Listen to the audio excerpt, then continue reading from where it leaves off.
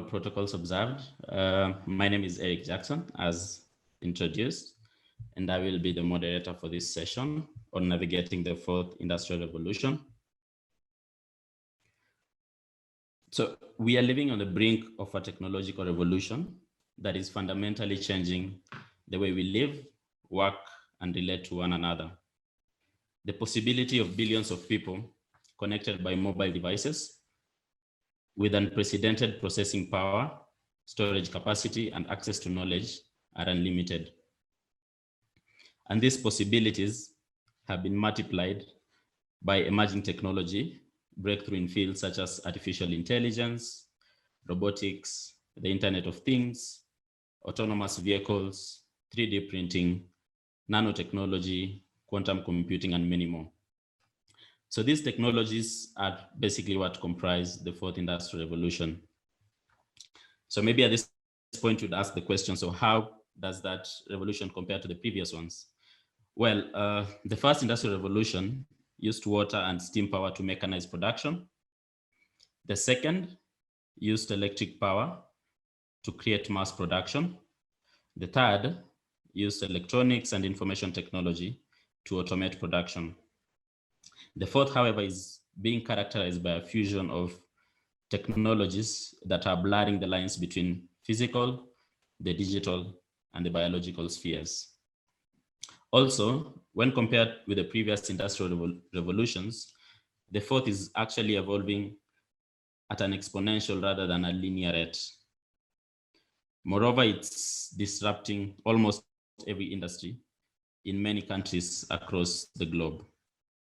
So why is the fourth industrial revolution important, especially in the context of Africa and women?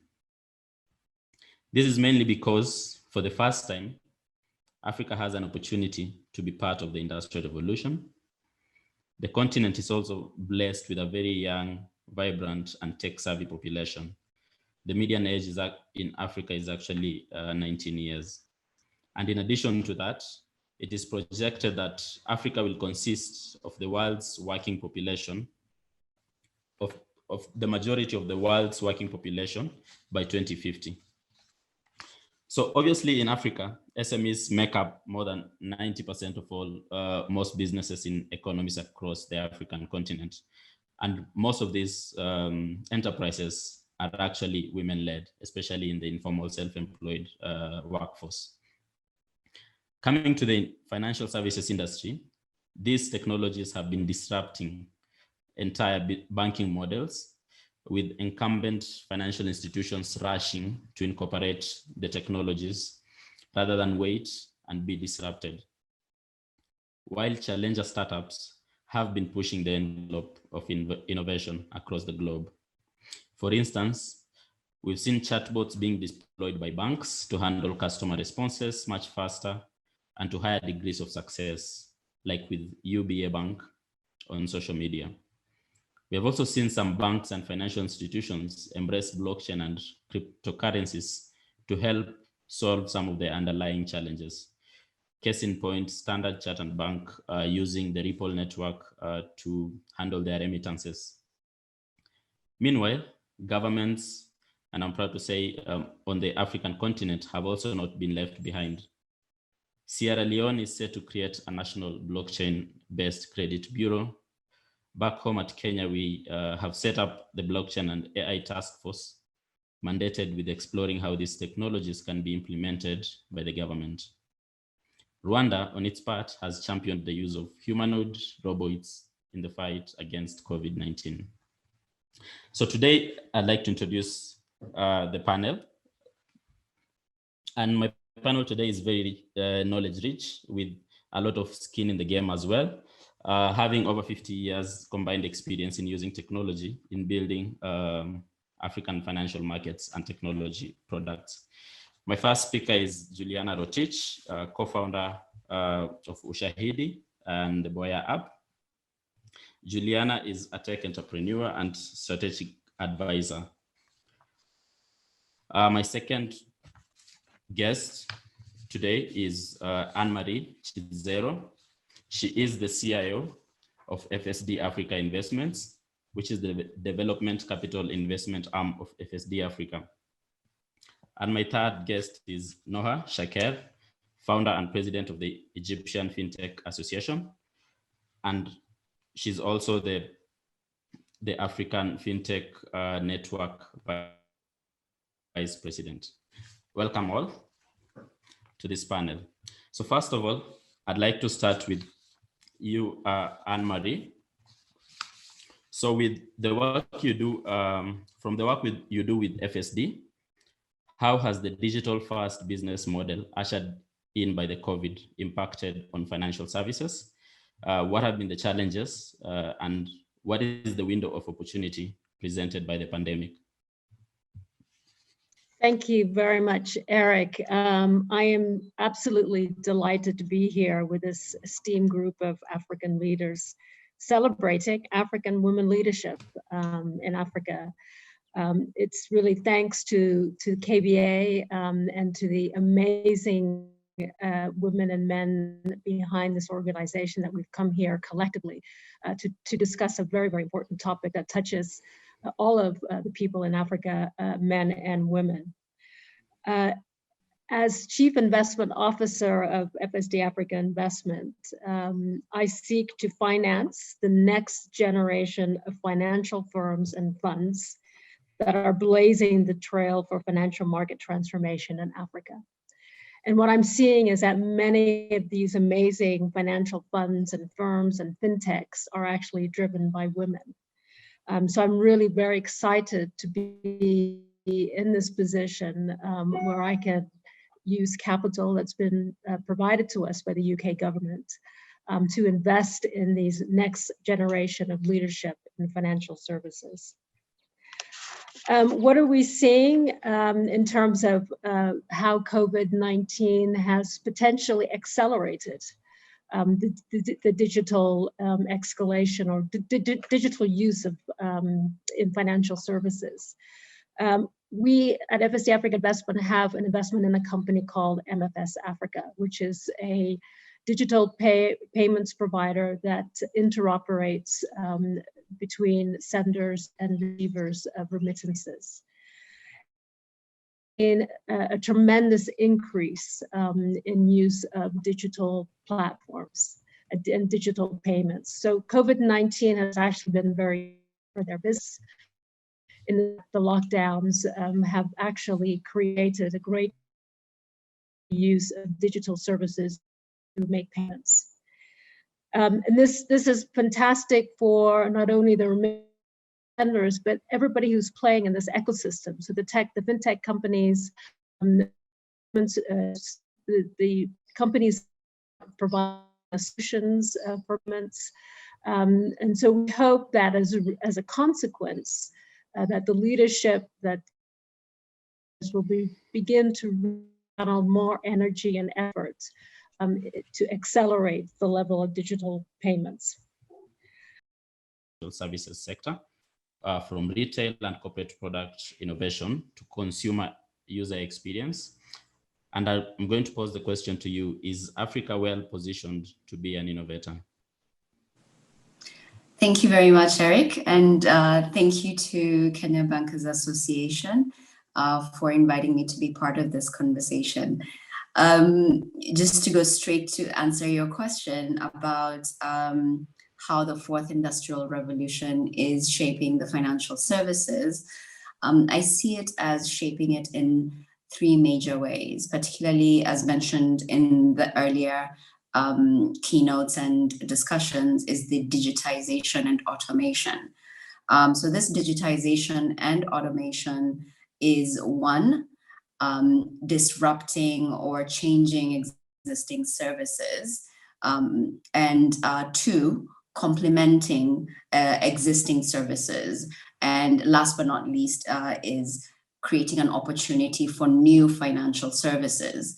When it comes to complementing, I think some of the interesting things that we've seen is fintechs and products that are able to sit between the offline world where you have SMEs or you have companies that are trying to go more online now in order to be able to fulfill orders.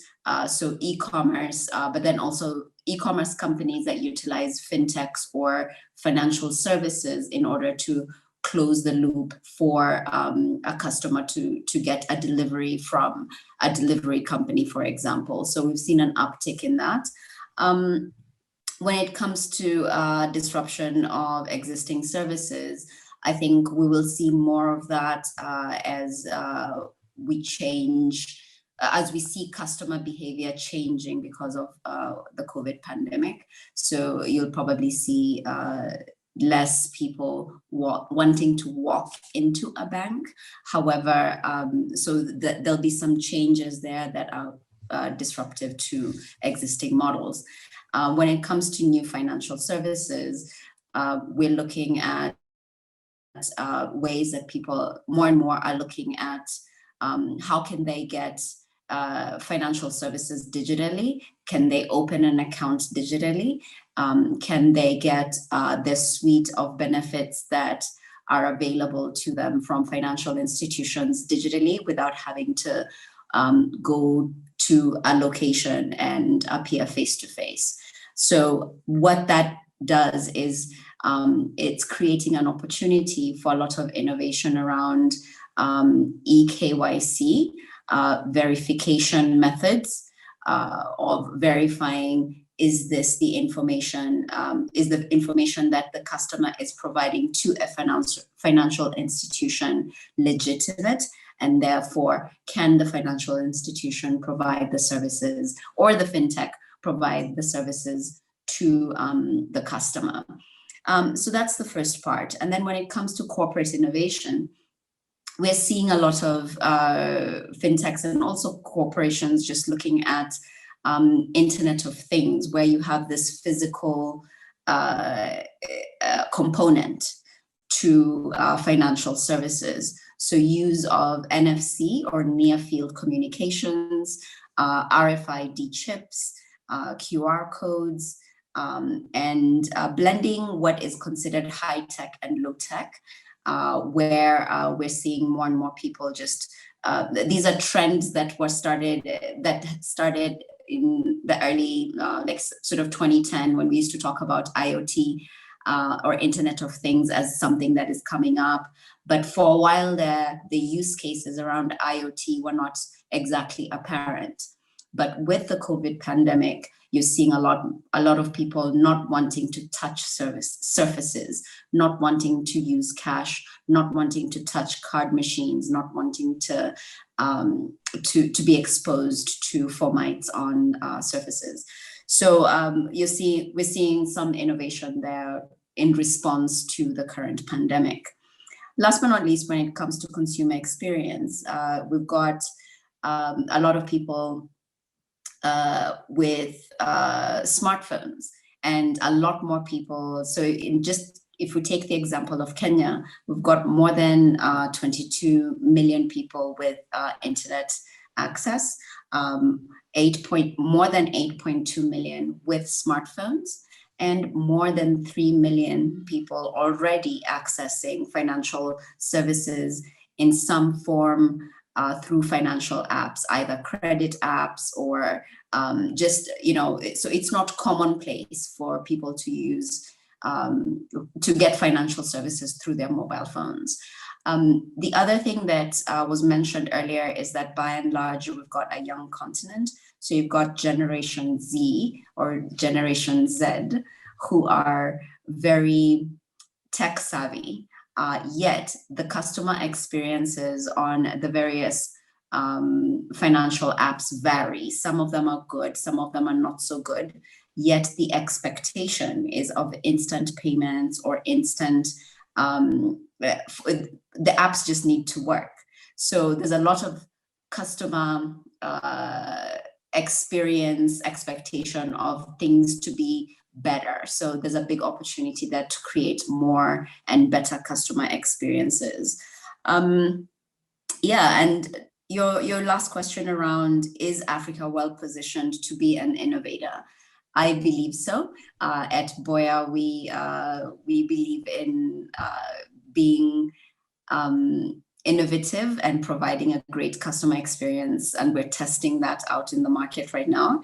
And but gaps remain. I think we need to be thinking about the pipeline of these innovators, and then also the regulatory environment that provides regulatory sandboxes for fintechs to be able to innovate and actually create solutions. And last but not least, those regulatory sandboxes can also power partnerships between fintechs, corporates, and governments. So Africa can be better positioned to be an innovator if we create a better environment for operation of fintechs and even corporates, and that flow and partnership between the two would be much, much better. But what we've seen is people really responding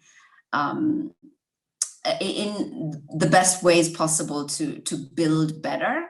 And I am very encouraged, and I see innovation even in this intersection between mobility, financial services, with a company here in Kenya called Data Integrated, led by an amazing woman called Mary Mwangi. We're seeing Africa's talking, blending high tech and low tech by creating solutions for institutions that need to collect payments by doing robocalls. Very interesting things that people are doing, but all of that can be supported by a regulatory environment that is more conducive. Thank you very much, Juliana. And you've just highlighted, I think, all how we can actually leverage some of those technologies. So I'm going to move on to Noha, and now pose to you now the further question to just continue on that path. So how do we leverage these technologies to unlock financial market growth areas, including insurance, capital markets, and key segments such as agriculture and especially SMEs, given that agriculture and SMEs make up the majority of in Africa. So how can we leverage technology to actually now unlock this financial market growth? Thank you, Eric. Thank you very much to the Kenya Bankers Association for having me all the way from Cairo. It's definitely a pleasure to be amongst such wonderful ladies and having such attentive audience who care to know and learn what's going on and how can we use this as Africans to reposition our continent as the land of opportunities and the go-to partner if we are looking into building technology-enabled business models that can serve everybody equally, inclusive business models. The utilization of technology to attend to needs that hasn't been attended to before by incumbent and existing financial institutions, using technology to reach the underbanked, the unbanked, and to build truly inclusive models is the answer to your question. If we look at technology in nature, it is inclusive, unless you teach technology not to be inclusive. We do the programming, we set in the codes. So if we look at sectors like agriculture, for example, the agricultural sector is an opportunity in most of our African countries. And there are multiple use cases that have actually been launched and actually used to facilitate lending, for example, to farmers. I'm currently working with Egypt's leading payment company to build an e-commerce platform that mainly attends to the needs of the agricultural sector. So they built a marketplace where you can buy everything you need to grow your crops, while onboarding partnering banks to offer lending and finance. This model would have never been feasible without technology. We are offering access to lending to farmers in remote areas who are far away from the capital, who can actually get use of the services we provide, while partnering with the farmers associations on the ground to also include an element of capacity building. This is one of the sectors that is heavily affected by technology. Using sensors to predict weather and to give notifications to farmers on what times of the year they should be doing certain activities to make sure that their crops are well taken care of, is one other application of how technology can be used in such sectors. One industry that operates across all industries is the financial industry.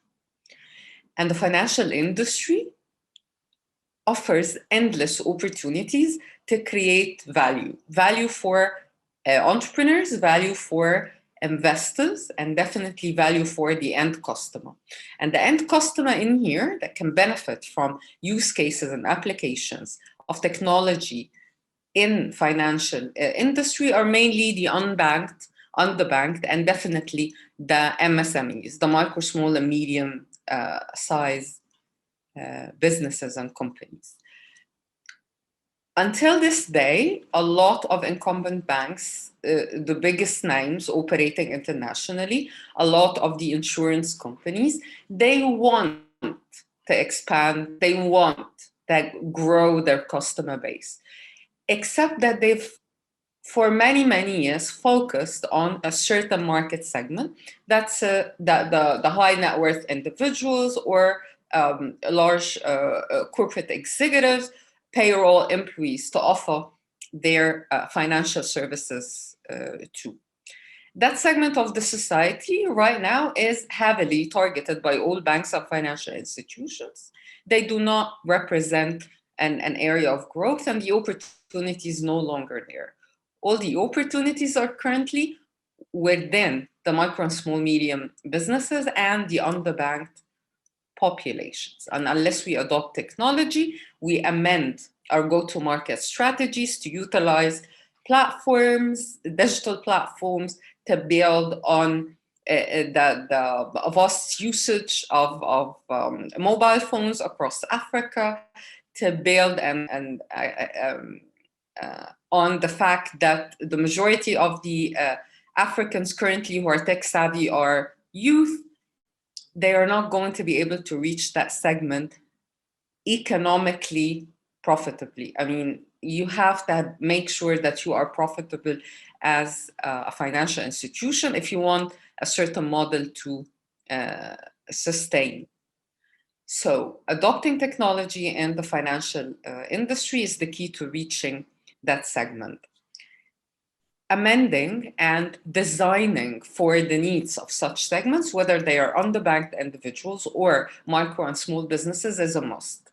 You cannot approach that segment with the same exact financial solutions that you have served for many years, simply because their lifestyles are different. They do not get paid on monthly basis. They get paid, they earn their income on daily or weekly basis. So you have to amend the tenors of your loan.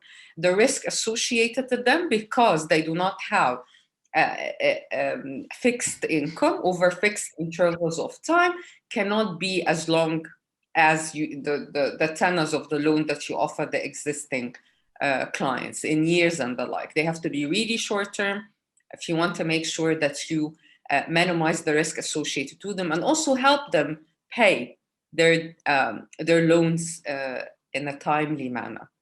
If you look at technologies like blockchain, for example, the major issue that most financial institutions face when serving the underbanked and micro and small and medium is the lack of identity, digital identity, that allows and enables those individuals and businesses to operate digitally. I cannot offer digital loans to an individual unless I have their digital identity. The turnaround that we have currently on the ground is we run part of the process digitally, and then you have human interactions and paper trail on the ground. So you would go online, apply for a digital loan, but then you have to go in person to the branch of a bank or an insurer, or go to an agent's office to show yourself, allow the employee to complete the know your customer procedures, not to be breaking any rules. Digital identity can be the answer to all of this. And digital identity in here is not just having your identification ID documents and having a form of ownership for your business, for example. It also includes a trail of all your activities online. Building untraditional scorecards that are built on unconventional data other than the financial history is an enabler and one of the key answers upon which you can build digital financial solutions that can serve all industries. So definitely technology provides answers. We have to make sure that we learn multiple use cases and allow ourselves to experiment with what technology can provide. As existing financial institutions, whether banks or insurance companies, we neither have the agility on the ground, nor do we have the corporate cultures that actually support innovation. So the answer in here is represented by fintech startups. So we have to build the collaborative models that make sure the incumbent banks, insurance companies collaborate with fintech startups on the ground to increase their reach and to make sure that their operating costs are cut significantly to account for the really thin profit margins that serving micro and small businesses as well as unbanked individuals provide. It's not a competition. We all need to adopt a collaborative mindset. And I would like to actually refer to what Juliana said about the environment. We have to build that ecosystem of support that nurtures fintech startups and gives them a chance to actually grow and remain in business. That ecosystem should and have to include existing financial institutions such as banks, insurance companies, and microfinance agencies, telcos, academia to put together the right educational programs to equip our youth for the fourth industrial revolution. We must have government agencies to ensure that we build the right framework, regulatory framework within which those fintechs must operate. You must have the mentors who volunteer and put together the time. And of course, we need access to the capital. And if you look at the phase at which most startups struggle to get capital, it's mainly the pre-seed and seed stage of their growth.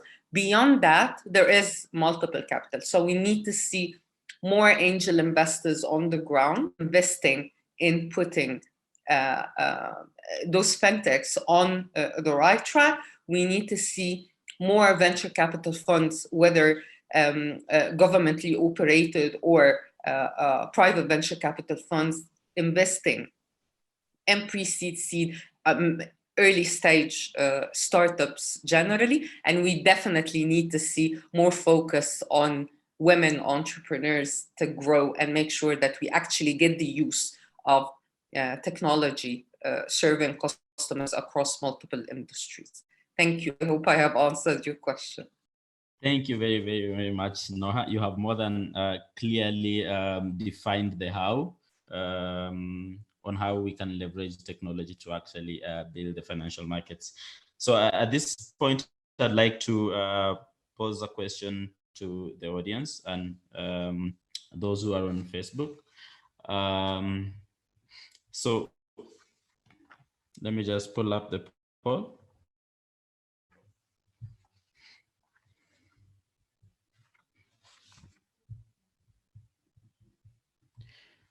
So which of these technologies have you interacted with? 3D printing, chatbots, robo-advisors, cryptocurrencies, blockchain or smart contracts, autonomous vehicles, or home automation systems like Alexa and Google Home. So just give us your feedback. If you're on Facebook, just give us your comments about if you've interacted with any of these technologies, because essentially these are some of the technologies that are in the fourth industrial revolution that we are actually talking about.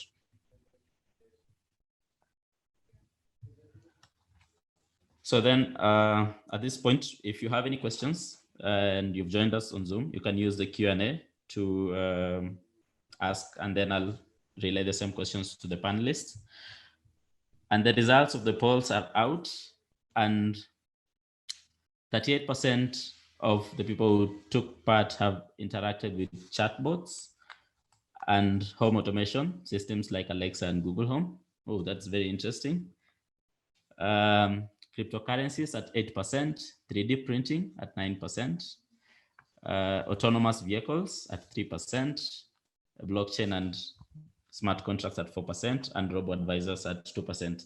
So essentially, those of you who've interacted have actually interacted with technologies in the fourth industrial revolution, which is actually very, very good. So going back to the question, we have a question from Sylvia Amayo to you, Anne-Marie. So the rate at which banks have adopted fintechs seems to be so far suboptimal. So what advice would you give to banks on, one, why they should embrace partnerships with fintechs, and two, how they can partner for better performance at not only the institution, but also the economy at large? So that's a question directly from Sylvia to you, Anne-Marie. Great, thank you for that question. And I think in preparation for this panel, Eric had also asked me to think a little bit about what policy actions are needed in order to encourage more digital transformation. So I'll speak to that at the same time. So I do think that the financial institutions, as well as the regulators, need to be much more proactive in supporting this digital economy.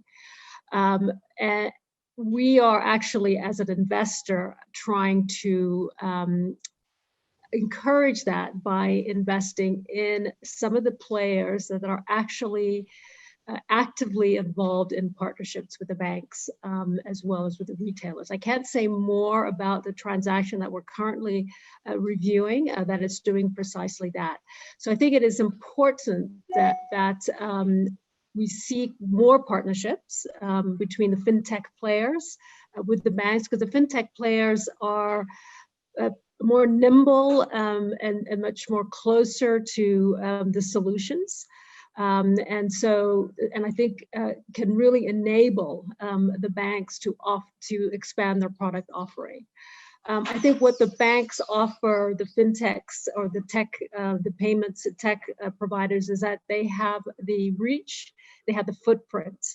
And so these types of partnerships are going to be so critically important in order to really increase the levels of financial inclusion. So we're seeing this happen, and we should do more. And it's important that the regulators also provide the space for these types of innovative partnerships to happen.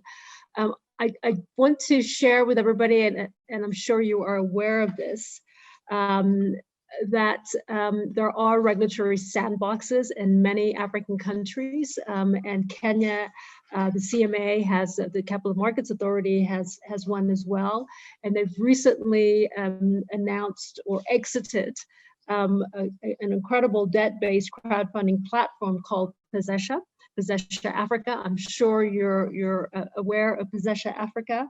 It is a female-led company.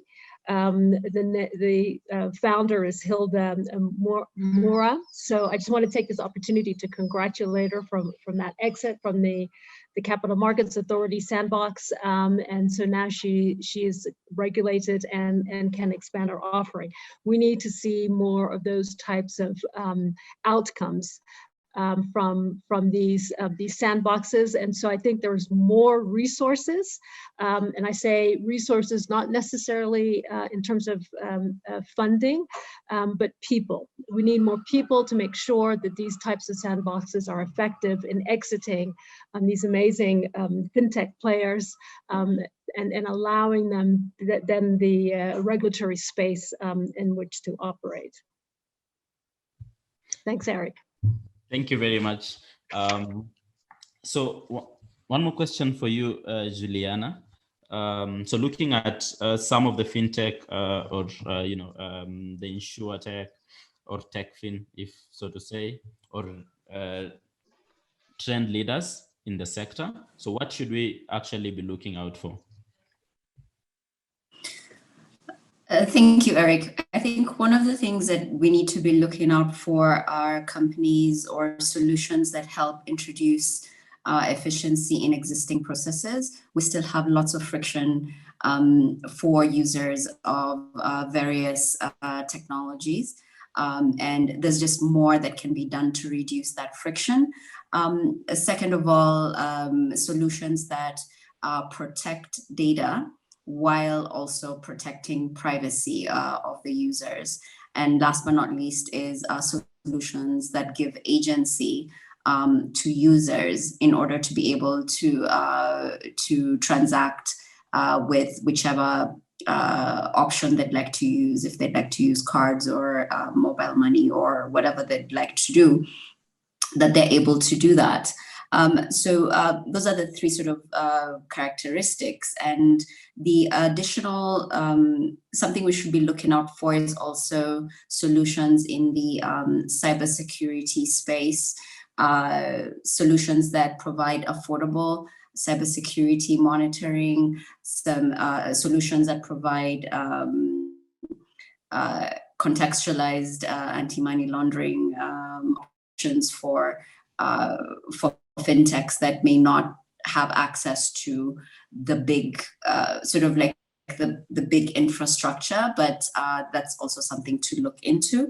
And data security infrastructure that allows companies and fintechs to operate sensitive data without having to secure it themselves, because the cost of securing data can be very high, but working with data security infrastructure companies can really help a lot of not just fintechs, but also SMEs and others to make sure that any user data that they collect is handled carefully and securely.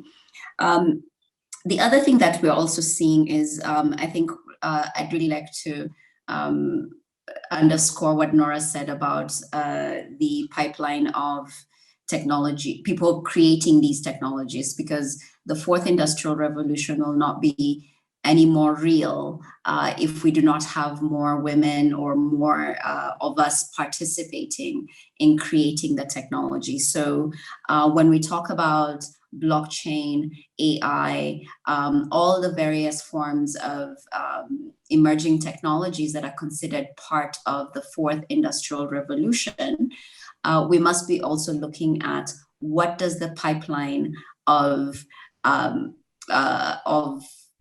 skills look like in our various African countries. So let's just take one aspect of it. So for example, AI and machine learning. When we look at the pipeline of scientists who are involved in machine learning, we find that there's a dearth of that sort of talent. There are efforts Africa-wide, mostly based out of South Africa with the Masakane collaboration that also includes folks from all over the continent. But I think we need to also be investing in such advances, because you can, in the future, if we can create a world where, or an Africa where We have machine learning that can recognize African languages, and how that could then be integrated into financial services, so that we can continue to create inclusive opportunities. So again, just the pipeline of talent and technology to actually sort of to make sure that the fourth industrial revolution is not one that exacerbates inequality, but one that is actually inclusive in all the various levels of inclusion, be it financial inclusion, be it inclusion in terms of who is creating these algorithms, who is creating these financial services, and is there a deep understanding of its impact in society. So I think we should be looking at those big buckets of technologies, but also looking at innovative ways that people can do that without harming society. Thank you very much, Liana, for that. So as we wrap up, I'll just like Noha to respond to a question that's been raised by Margaret Kimani of State Bank of Mauritius. So the question is, in matters unbanked or underbanked, what best practices or policies have worked elsewhere in other countries, especially in prudent digital lending with well-regulated data privacy without necessarily exploiting the final consumers, especially women and youth, that we can borrow in Kenya and at a wider extent Africa, including, say, embracing subsidized gender lens lending with more relevant lending requirements to close the glaring gender gaps, especially for women, micro and small medium enterprises. So maybe in a minute or so, if you could respond to Margaret.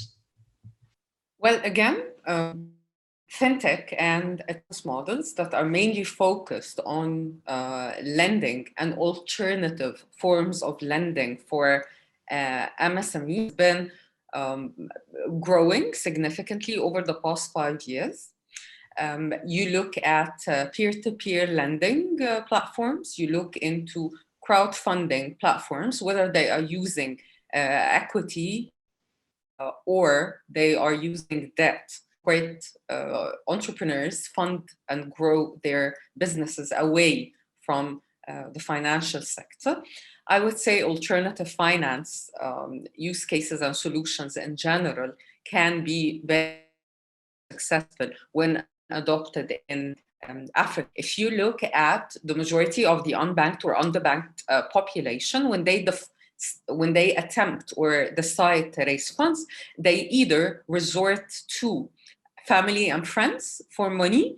So if a lady or a young entrepreneur has decided to start a business, they would look into their own means and mainly bootstrap, like use their own funds to start a business. The next thing they do if they don't have that is to resort to asking friends, family, neighbors from their society to actually contribute capital in order to start their businesses. This practice is more or less what happens over the platform of crowdfunding platform or peer-to-peer lending. They've been very successful raising funds and closing gap, offering money to customers, small businesses and individuals that financial institutions are not very well interested in lending them due to the fact that they do not have financial credit history, due to the fact that they cannot prove they've been up and running, operating, and they do not have financial statements that are published, blah, blah, blah, and other requirements that banks require businesses to provide in order to be eligible to take loans. So alternative sources and forms of finance using technology, of course, as an enabler, can be adopted across African countries and they can be successful.